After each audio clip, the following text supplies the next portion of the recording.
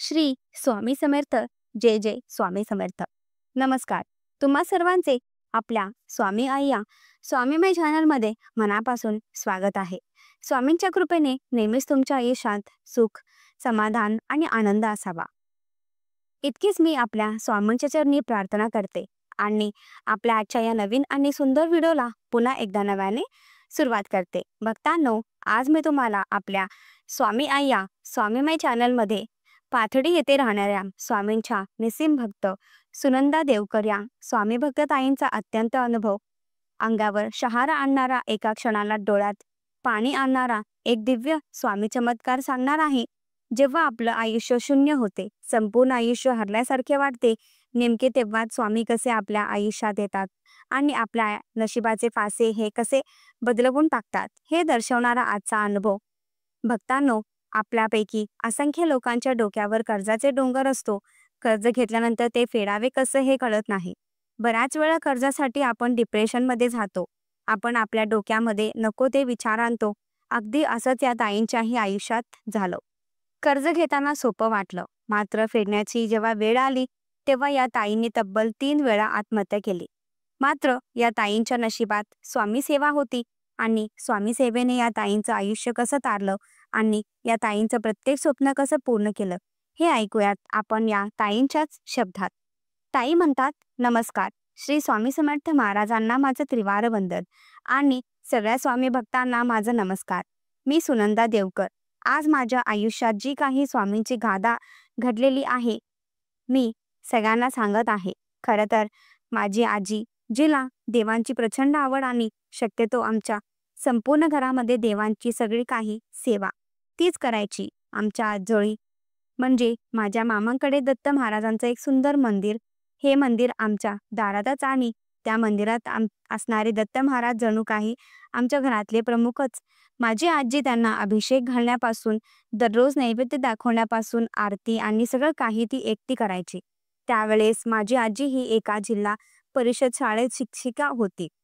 त्यामुळे आईला देवधर्म करायला वेळ कमी मिळायचा. पुढे मी सुद्धा माझी आजीसारखीच मला सुद्धा देवांची प्रचंड आवड. लहानपणापासून सगळं काही माझं धार्मिक कार्यात केलं. मला माता लक्ष्मींची ओटी भरायला आवडायची. मला दत्त महाराजांच्या मंदिरामध्ये अभिषेक घालायला आवडायचा. पण श्री स्वामी समर्थ महाराजांचा मंदिरात किंवा मठात मी कधी गेले नव्हते.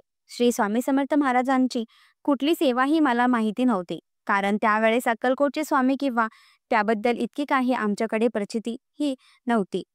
पुढे माझे लग्न झालं. लग्नानंतर मी IT कंपनीमध्ये इंजिनिअरिंग पदावरती कार्यरत झाले. माझे पती हे बँकॉकला असायचे. महिन्यातून 1-2 दिवसासाठी ते फक्त घरी यायचे. मग घरी मी, सासू सासरे, माझे दीर आणि माझी आजी सासू असा आमचा परिवार. मी सुद्धा दिवसभर नोकरीसाठी बाहेर असायचे. अगदी रात्रीच्याच वेळी मी घरी यायचे. सगळं सुखाचं, आनंदाचं अत्यंत उत्तम सुरू होतं. पण ते म्हणतात ना, सगळं काही चांगलं असताना कुणाची तरी नजर लागतेच. अगदी तसंच काही माझ्या पतीला. बँकॉकला असताना एक मोठा अपघात झाला. ज्या कंपनीमध्ये ते प्रमुख म्हणून काम करत होते, तिथे एक भव्य स्फोट झाला आणि त्या भीषण स्फोटामध्ये त्यांनी पतीला गंभीर दुखापत झाली, ज्यामुळे त्यांचा उजवा हात पूर्णपणे निकामी झाला. संपूर्ण अंगाला भाजलं गेलं आणि मग कंपनीने त्यांना घरी पाठवलं. घरी बसून त्यांना पगार मिळत होता. नुकसान भरपाई सुद्धा मिळाली. 8 वर्ष गेल्यानंतर मात्र त्यांना मिळणारा जो पगार होता तो बंद झाला, कारण त्यांची कंपनी पूर्णपणे बंद झाली. कंपनीत एक फ्रॉड झाला, त्यामुळे कंपनीला सील झाली आणि त्याच प्रमाणात आता आमच्या कुटुंबावर झाला. आणि मी सुद्धा आजारी असायचे. एक छोटासा शॉक लागल्यापासून मला कंटिन्यू फिट यायची, म्हणजे दिवसभरामध्ये एकदा तरी मी चक्कर येऊन पडायचे. बरेच डॉक्टर्स केलं, हॉस्पिटल केले, मात्र तरीही मला कुठलेच फरक येत नव्हता. घरात अचानक दृष्ट लागल्यासारखं झालं. आता घरात पैशाची आवक कमी होती आणि त्याचवेळी मी प्रेग्नेंट होते. जवळपास 7 वर्षानंतर मी प्रेग्नेंट राहिले आणि त्यामुळे डॉक्टरांनी मला रिस्क सांगितलं, पूर्णच बेड रेस्ट सांगितलं. त्यामुळे मी माझं जे काम होतं ते सोडून दिलं. आता आमच्या घरात येणारे इन्कम पूर्णपणे बंद झाली. डिलिव्हरीची वेळ आली आणि त्यावेळी सुद्धा अत्यंत क्रिटिकल कंडिशन निर्माण झाली. डॉक्टरांनी माझ्या घरच्यांना 13 लाख रुपयाचा आवक जमा करायला सांगितलं. मोठं ऑपरेशन करावे लागलं होतं. बाळ किंवा आई दोघांपैकी एकच वाचणार असंही सांगितलं. मात्र माझी आजी दत्तगुरूचा धावा करत होती. माझी आजी जी देवाला नवस करत होती. 13 लाख रुपये त्यावेळेस आमच्याकडे नव्हते. पण माझे दागिने मोडून जे काही पैसे येतील ते पैसे मात्र माझ्या पतीने तिथे भरले आणि मग त्यानंतर माझी डिलिव्हरी झाली. देवाच्या कृपेने मी आणि माझा बाळ दोघेही आम्ही सुखरूप होतो. पण त्या म्हणतात ना, दुष्काळात 13वा महिना. अगदी तसेच काही झाले. माझं बाळ जन्माला आलं. तिथून ते आजारी. त्यांच्या हृदयाला एक छोटासा होल होता, ज्याला डॉक्टर छिद्र म्हणतात. त्यामुळे त्याला श्वास घ्यायला त्रास होऊ लागला. अगदी जन्माला आला तिथून तो आजारी आणि त्याच वयामध्ये त्याचं ऑपरेशन होणं शक्य नव्हतं. डॉक्टरांनी 3 वर्षात त्यांच्या त्या हृदयाच्या छिद्रात ऑपरेशन करायला सांगितलं. चांगल्या हॉस्पिटलला केलं. जवळपास 50 लाख तरी लागतील असे सांगितलं. आणि जर तुम्ही सरकारीत केलं तर पैसे कमी लागतील, मात्र त्याची काही खात्री नाही असेही सांगितलं. आम्ही प्रचंड घाबरलो. त्यावेळेस पैशाची जमाजमावी करायला आमच्याकडे 3 वर्ष होते. माझ्या नातेवाईकांनी, माझ्या मम्मी पप्पांनी सगळ्यांनी जवळपास 20 लाखाची सोय केली. पण अजूनही 30 लाख कुठून आणायचे हा प्रश्न. मग शेवटी माझ्या पतीने कर्ज काढले. आमचा जमीन गहाण टाकली. घर आमचं गहाण टाकलं आणि त्यांच्यावरती कर्ज घेतलं. 50 लाखाची आवक जमा झाली. माझ्या मुलाचं ऑपरेशन झालं. ऑपरेशन सक्सेसफुल झालं. मात्र 6 महिन्यानंतर पुन्हा त्याच्याच हृदयाला एक छिद्र तयार झालं. त्यामुळे रिस्क अजून वाढली. पैसे तर निघून गेला, मात्र बाळांची काही गॅरंटी नव्हती. आम्ही सगळे रडत होतो.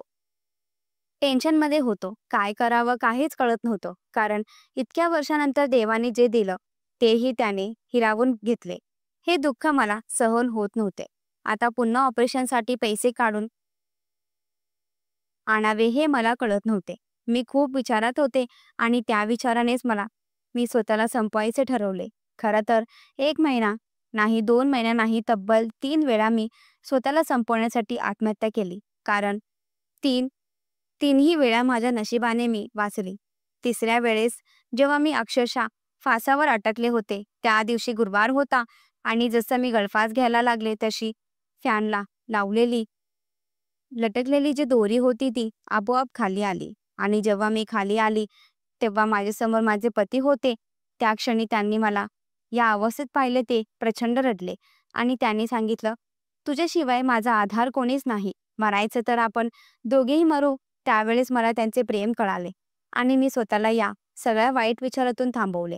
आता असंच काही करायचं नाही.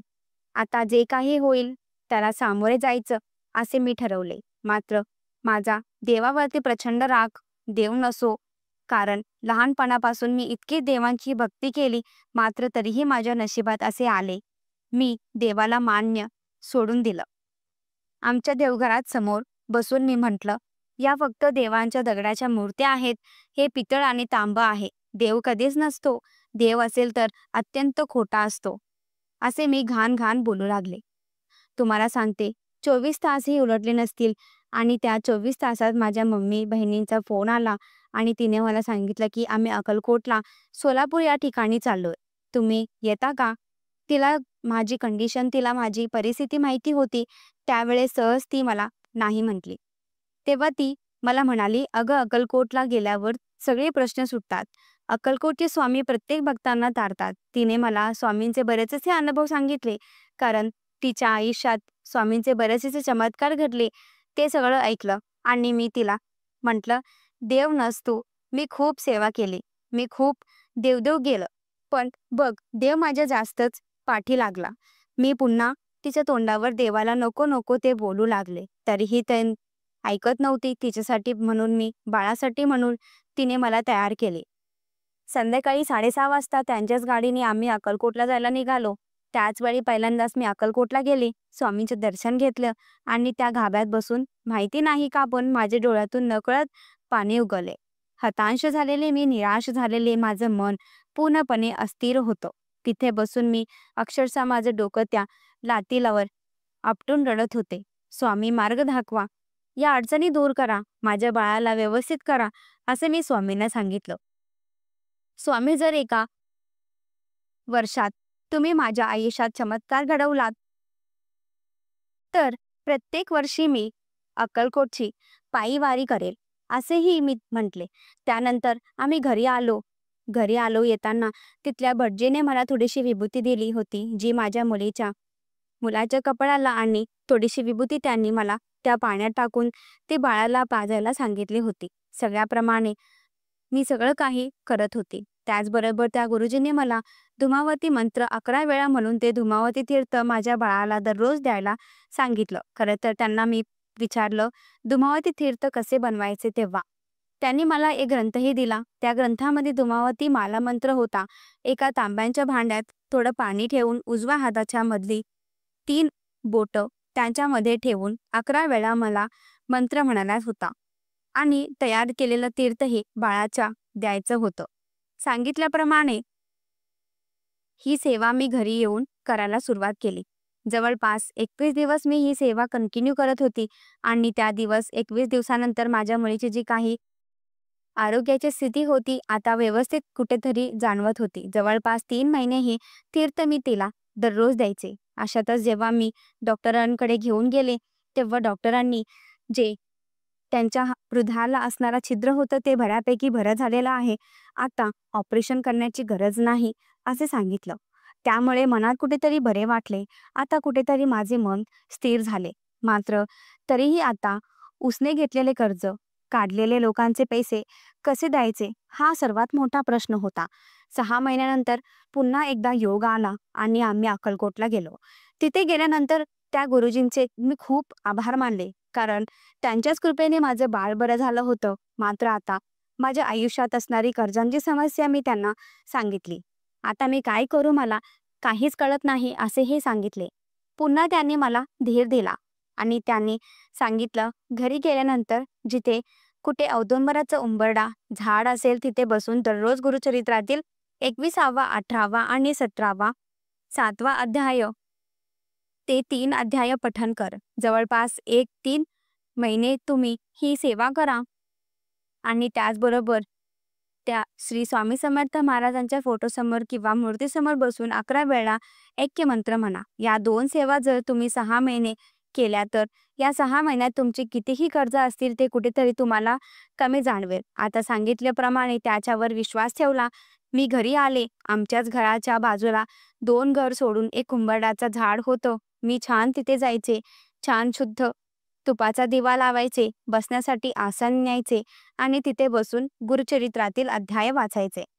3ही अध्याय वाचून झाले की त्यानंतर घरी येऊन माझ्याकडे असणारा स्वामींचा जो फोटो होता, त्या फोटोच्या समोर बसून 11 वेळा ऐक्य मंत्र म्हणायचे.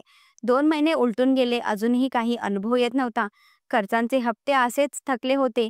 अशातच म्हणतो ना आपण की एकदा चमत्कार घडवा आणि माझ्याकडे खूप पैसा यावो, असे आपण जे स्वप्न बघतो ते स्वप्न अचानक सत्यात उतरले. ज्या कंपनीमध्ये बँकॉकला माझ्या पतीने इतकी वर्ष काम केली, ज्या कंपनीतून माझ्या पतीचे अपघात झाला, त्या कंपनीतून काही वर्ष कंपनी सील झालेली म्हणून त्यांचा पगार खंडित केलेला, जवळपास त्या गोष्टीला 11 वर्ष उलटून गेले असतील. आणि त्या 11 वर्षानंतर त्यांच्या मोबाईलवरती एक मेल आला. तो बँकॉकचा कंपनीचा होता, आणि 11 वर्षामध्ये खंडित झालेली जो काही मासिक हप्ता होता जमा करण्यासाठी या बँकेचे डिटेल्स मागवले होते. त्यांनी त्यांच्या साहेबांना फोन करून विचारपूस केली, तेव्हा जवळपास त्या 11 वर्षांचे 25 लाख त्यांना मिळणार होते. ती बातमी आमच्यासाठी अत्यंत महत्त्वाची आणि आम्हाला शिकवणारी होती. जवळपास 8 दिवसांनी ते पैसा यायचा, अकाउंटला जमा झाले. जसे पैसे जमा झाले तसे आम्ही अक्कलकोटला गेलो. तिथे जाऊन पुन्हा स्वामींचे आशीर्वाद घेतले. महाराजांना भेटलो. महाराजांना खूप सारे आम्ही धन्यवाद सांगितले. महाराजांचे आशीर्वाद घेतले आणि पुन्हा घरी आलो. जे पैसे मिळाले होते त्यातील 8 लाख रुपये आम्ही पुन्हा एका बिझनेससाठी गुंतवले. माझ्या पतीने एक छोटासा व्यवसाय करण्यासाठी मला प्रोत्साहन केले, आणि त्यासाठी आपण स्वतः काहीतरी करावं म्हणून आपण एक छोटीशी व्यवसाय सुरू केली, ज्यामध्ये आम्ही कपड्यांचा कच्चा तयार करून लागलो. सुरुवातीला 4 कामगार हाताशी ठेवलो, मशिनरी आणल्या आणि मी सुरुवात केली. जशी सुरुवात केली, आम्हाला कुठेच अपयश किंवा एकही अडथळा आला नाही. तुम्हाला सांगते, पहिल्या महिन्यामध्ये आम्हाला तब्बल 8 लाख रुपये नफा झाला. दुसऱ्या महिन्यामध्ये आम्हाला 11 लाख रुपये नफा झाला आणि हळूहळू हा नफा वाढत गेला. एका वर्षामध्ये आमची ही कंपनी मोठी झाली आणि आम्हाला करोडोंचा प्रॉफिट झाला. ताई म्हणतात, जिथे शून्य झालेलो, जिथे अस्तित्व संपलेलं, तिथे स्वामी अचानक आमच्या नशिबात आले, स्वामींच्या आयुष्यात आले आणि आमच्या जीवनाचे फासे बदलवून टाकले. आजही मी नेहमी जेव्हा जेव्हा मी घरी असते तेव्हा औदुंबराच्या झाडाखाली जाऊन शुद्ध तुपाचा दिवा लावून स्वामींचे स्मरण करते, गुरुचरित्र वाचते. अजूनही न चुकता मी घरामध्ये कोणीही आजारी असेल तर धुमावती तीर्थ बनवते. जेव्हा घरामध्ये अस्थिरता वाटते किंवा पैशाची काही अडचण जाणवते तेव्हा श्री स्वामी समर्थ महाराजांच्या फोटोसमोर बसून मी ऐक्य मंत्र म्हणते. खरंच स्वामी पाठीशी राहिलं आणि स्वामींनी सर्व अडचणी दूर केल्या. धनती माऊली आणि धनतीची शक्ती. श्री स्वामी समर्थ भक्तांनो, अत्यंत अद्भुत, अंगावर रोमांच उभे करणारा तुमचेही काही असे अनुभव असतील तर नक्की शेअर करा. श्री स्वामी समर्थ. जय जय स्वामी समर्थ.